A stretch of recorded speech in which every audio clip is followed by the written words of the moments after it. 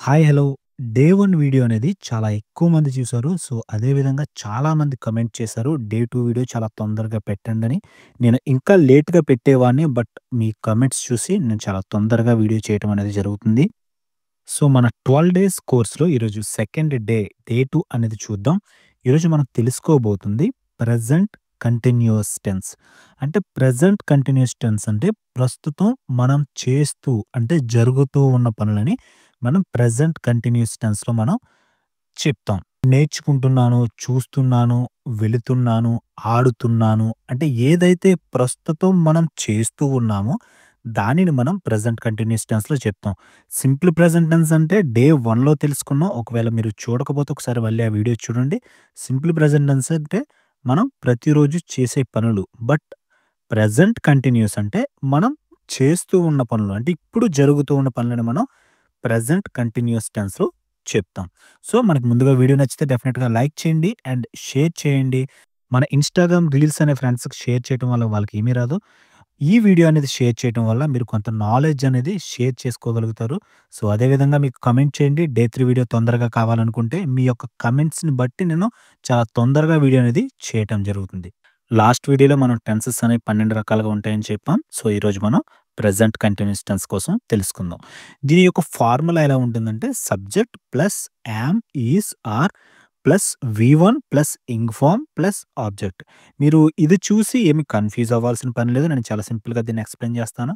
Last వీడియోలో మనం చేసిందేంటంటే subject, వి1, object. దీంట్లో మనం అడిషనల్‌గా యాడ్ చేసింది యామ్, ఈజ్, ఆర్ అనే helping verbs and ing form అనేది జస్ట్ ఈ 2 మాత్రమే మనం యాడ్ చేసాం. రిమైనింగ్ ఫార్ములా అనేది సేమ్ ఉంటుంది. సో, మరి యామ్ ఎక్కడ యూజ్ చేయాలి? ఈజ్ ఎక్కడ యూజ్ చేయాలి? ఆర్ ఎక్కడ యూజ్ చేయాలి?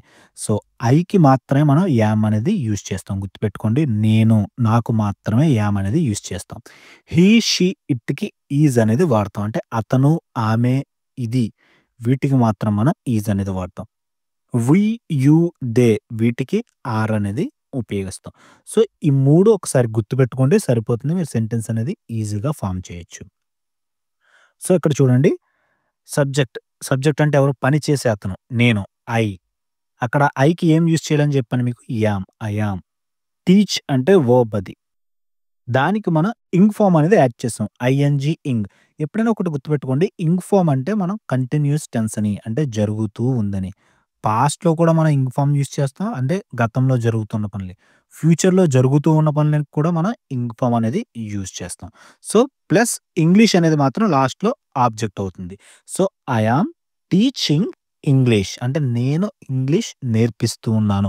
నేర్పిస్తాను అని చెప్పట్లేదు. నేర్పించేసాను అని చెప్పట్లేదు. ప్రస్తుతం నేను ఇంగ్లీష్ మీకు నేర్పిస్తున్నాను. అంటే ఇప్పుడు జరుగుతూ ఉన్న పని. సో, ఎప్పుడైనా మనం జరుగుతూ ఉన్న పనిని ప్రెజెంట్ కంటిన్యూయస్ టెన్స్‌లోనే చెప్పాలి. బండగా గుర్తుపెట్టేసుకోండి. ఇప్పుడు ఏదైతే జరుగుతూ ఉందో ఒక పని, ఆ పనిని మనం ప్రెజెంట్ కంటిన్యూయస్ టెన్స్‌లో చెప్పాలి. పేరులోనే మీకుంటుంది. ప్రెజెంట్ అంటే ప్రస్తుతం, కంటిన్యూయస్ అంటే జరుగుతూ ఉందని. సో, ఇప్పుడు మన ఎగ్జాంపుల్స్ చూద్దాం. జనరల్‌గా ఇవన్నీ పెయిడ్ కోర్సెస్. కానీ నేను మీకోసం ఫ్రీగా అందిస్తున్నాను. వీలైనంత వరకు షేర్ చేయండి. So, I am teaching English. నేను ఇంగ్లీష్ నేర్పిస్తున్నాను. We are watching. మేము చూస్తూ ఉన్నాం. మీరేం చేస్తున్నారు ప్రెజెంట్? చూస్తూ ఉన్నారు కదా నా video. So, we are watching అంటే చూస్తూ ఉన్నానని. ఐ యామ్ లెర్నింగ్ ఇంగ్లీష్ అంటే మీరిప్పుడు ఏం చేస్తున్నారు? ఇంగ్లీష్ అనేది నేర్చుకుంటున్నారు. దాన్ని ఇంగ్లీష్‌లో I am learning English. So, you are listening. మీరేం చేస్తున్నారు? వింటూ ఉన్నారు. నేను ఏదైతే చెప్తున్నానో దాన్ని మీరు వింటూ ఉన్నారు. దానిని ఇంగ్లీష్‌లో యూ ఆర్ లిజనింగ్ అనాలి. హి ఈజ్ వర్కింగ్ ఎట్ మైక్రోసాఫ్ట్. అతను మైక్రోసాఫ్ట్‌లో పని చేస్తూ ఉన్నాడు. హీకి ఈజ్ అనేది రావాలని చెప్పా కదా ముందే.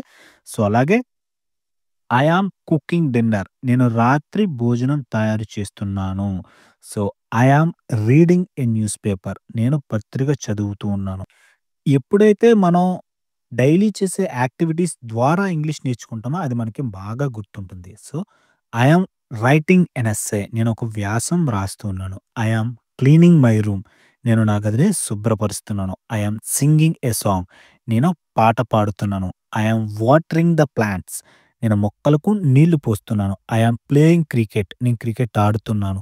I am studying for my exam. నేను నా పరీక్ష కోసం చదువుతున్నాను. I am washing my clothes. నేను నా బట్టలు ఉతుకుతున్నాను. I yam fixing my bike. నేను నా బైక్‌ని ఫిక్స్ చేస్తున్నాను. రిపేర్ చేస్తున్నానని. He is listening to music. అతను సంగీతం వింటున్నాడు. He is eating his breakfast. అతను తన బ్రేక్‌ఫాస్ట్‌ని తింటూ ఉన్నాడు. He is talking on the phone. అతను ఫోన్‌లో మాట్లాడుతున్నాడు. He is painting a picture. అతను చిత్రాన్ని గీస్తున్నాడు. He is shopping in the market. అతను మార్కెట్‌లో షాపింగ్ చేస్తూ ఉన్నాడు. He is brushing his teeth. అతను తన పళ్ళును తోముతున్నాడు. He is working on his project. అతను తన ప్రాజెక్ట్‌పై పని చేస్తున్నాడు. He is feeding his pet. అతను తన పెంపుడు జంతువుకి ఆహారం పెడుతున్నాడు. He is organising his desk. అతను తన డెస్క్‌ని సర్దుతున్నాడు. He is playing video games. అతను వీడియో గేమ్స్ ఆడుతున్నాడు. ఇవన్నీ ప్రస్తుతం జరుగుతూ ఉన్న పనులు.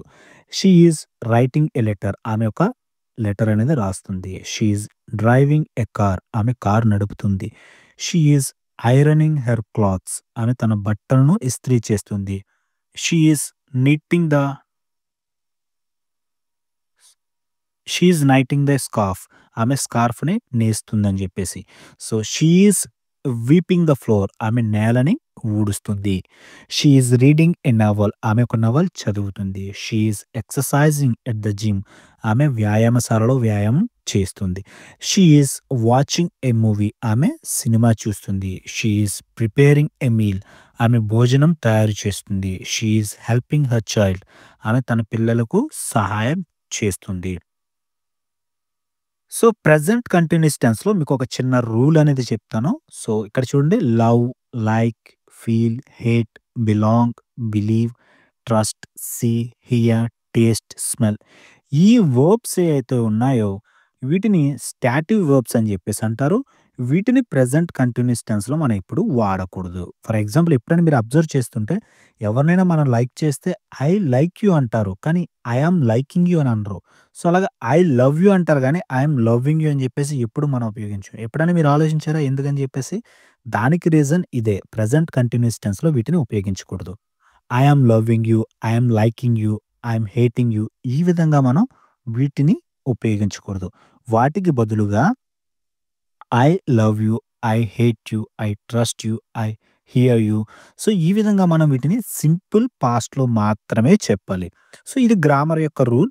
సో, ఇంకా కొన్నుంటాయి స్టాటివ్ వర్బ్స్. వీటిని మనం ప్రెజెంట్ కంటిన్యూయస్ టెన్స్‌లో ఉపయోగించకూడదు. సో, మీరు ఇంగ్లీష్ నేర్చుకోవాలంటే డెఫినెట్‌గా ఈ 12 డేస్ వీడియోస్ అనేది డెఫినెట్‌గా ఫాలో అవ్వండి. సో, ఇప్పుడు నెగెటివ్స్ చూద్దాం. హెల్పింగ్ వర్బ్స్ తర్వాత నాట్ అనేది చేర్చడం ద్వారా మనం నెగెటివ్స్ అనేవి క్రియేట్ చేయొచ్చు. I am not teaching English. So, చూసారు కదా ఎంత సింపుల్‌గా ఉందో. జస్ట్ ఒక నాట్ అనేది పెట్టడం ద్వారా సెంటెన్స్ యొక్క అర్థమే మారిపోతుంది. అంటే నేను ఇంగ్లీష్ నేర్పించటం లేదు. We are not watching. మేము చూడటం లేదు. I am not learning English. నేను ఇంగ్లీష్ నేర్చుకోవడం లేదు. You are not listening.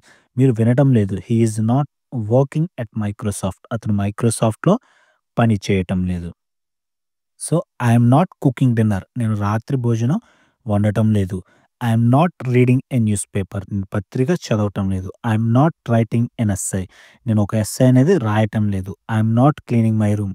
నేను నా గదిని శుభ్రపరచటం లేదు. I am not singing a song. నేను ఒక పాట అనేది పాడటం లేదు. So, simple. మన ప్రెజెంట్ కంటిన్యూయస్ టెన్స్‌లో నాట్ అనేది యాడ్ చేయటం ద్వారా అవి నెగెటివ్స్ అయిపోతాయి. సో, నెక్స్ట్ మనం చూడాల్సింది క్వెషన్స్. క్వెషన్స్ అంటే ఏం లేదు. హెల్పింగ్ వర్బ్స్ అని చెప్పాను కదా! యామ్, ఈజ్, ఆర్ వీటిని సెంటెన్స్ ముందు ఉంచితే ఇవి క్వెషన్స్‌లా ఏర్పడతాయి. Am I teaching English? నేను ఇంగ్లీష్ నేర్పిస్తున్నానా? Are you watching? మేము చూస్తున్నామా? Am I learning English? నేను ఇంగ్లీష్ నేర్చుకుంటున్నానా? Are you listening? మీరు వింటున్నారా? Is he working at Microsoft? అతను మైక్రోసాఫ్ట్‌లో పని చేస్తున్నాడా? Am I cooking dinner? నేను డిన్నర్ అనేది చేస్తున్నానా? Am I reading a newspaper? నేను వార్తాపత్రిక అనేది చదువుతూ ఉన్నానా? Am I writing an essay? నేను ఒక వ్యాసం రాస్తున్నానా? Am I cleaning my room? నేను నా గదిని శుభ్రం చేస్తున్నానా? Am I singing a song? నేను పాట పాడుతున్నానా? సో, ఈ విధంగా మనం యామ్, ఈజ్, ఆర్ అనేది సెంటెన్స్ ముందు ఉంచటం ద్వారా మనం క్వెషన్స్ అనేవి క్రియేట్ చేయవచ్చు. సో, వీడియో నచ్చితే డెఫినిట్‌గా లైక్ చేయండి అండ్ మీ ఫ్రెండ్స్‌తో కూడా షేర్ చేయండి. సో, డే 3 వీడియో తొందరగా కావాలనుకుంటే డెఫినిట్‌గా కామెంట్ చేయండి. డే 3 అని ఎక్కువ కామెంట్స్ వస్తే నేను ఇంకా చాలా తొందరగా డే 3 వీడియో అనేది చేస్తాను. మీకు ఇంకా ఎక్కువ ఎగ్జాంపుల్స్ కావాలంటే కామెంట్‌లో నాకు ఎగ్జాంపుల్స్ అని టైప్ చేయండి. నేను ఇంకా ఎక్కువ ఎగ్జాంపుల్స్ మీకు షేర్ చేస్తాను. Thank you. Don't forget to subscribe.